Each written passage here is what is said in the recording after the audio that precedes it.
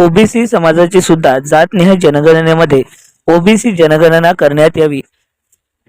कारण 2026-27 मधील जनगणनेत ओबीसीचा उल्लेख असावा या मागणीसाठी ओबीसी समाजातील सर्व सामाजिक संघटनांच्या वतीने राष्ट्रपतींकडे निवेदनाद्वारे मागणी करण्यात आली आहे। पाहूया याविषयीचा हा वृत्तांत।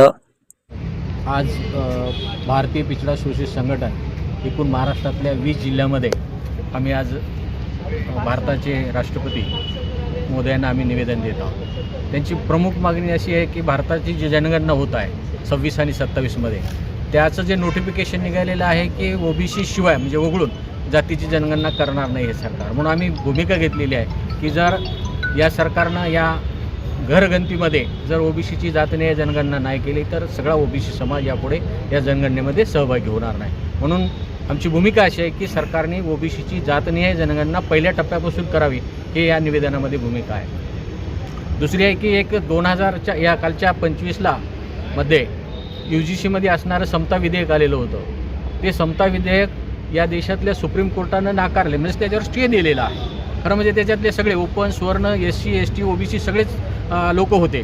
पण यापूर्वी 2012च्या विधेयकामध्ये SC STला तर ऑलरेडी संरक्षण दिलेलं आहे, पण OBCला संरक्षण या नंतरच्या 2025च्या कायद्यानं दिलं असताना इथल्या स्वर्णाने जाणून बुजून आमच्या OBC वर्गांना टाळवण्यासाठी हा विरोधक या UGC समता या विधेयकाला विरोध केला आणि सुप्रीम कोर्टात जाऊन चॅलेंज केलेलं आहे। म्हणून आमची राष्ट्रपतीकडे ही भूमिका आहे की हे जे सगळ्या गोष्टी आहेत या समतेसाठी आहेत, या देशात समता नांदावी यासाठी या सगळ्या गोष्टी असल्यामुळं आम्ही या समता विधेयकाला सपोर्ट करण्यासाठी महाराष्ट्रामध्ये आणि नांदेडमध्ये भारतीय पिछड़ा शोषित संघटना आणि OBC समन्वय समितीच्या मार्फत हे निवेदन देत आहे। तिसरा जो मुद्दा आमचा या निवेदनात आहे, तेलंगणा स्टेटमध्ये महात्मा फुलेंच्या पुतळ्याची नासधूस करण्यासाठी तिथल्या विध्वंसक लोकांनी भूमिका घेतली आणि म्हणून अशा प्रकारची पुढं कृती या देशातल्या सरकारने होणार नाही। महात्मा फुले काही एक व्यक्ती म्हणून नाहीत, महात्मा फुले हा विचार आहे, समतेचा मानवतेचा विचार आहे आणि अशा ह्या मानवतेच्या प्रतीकाला जाणून बुजून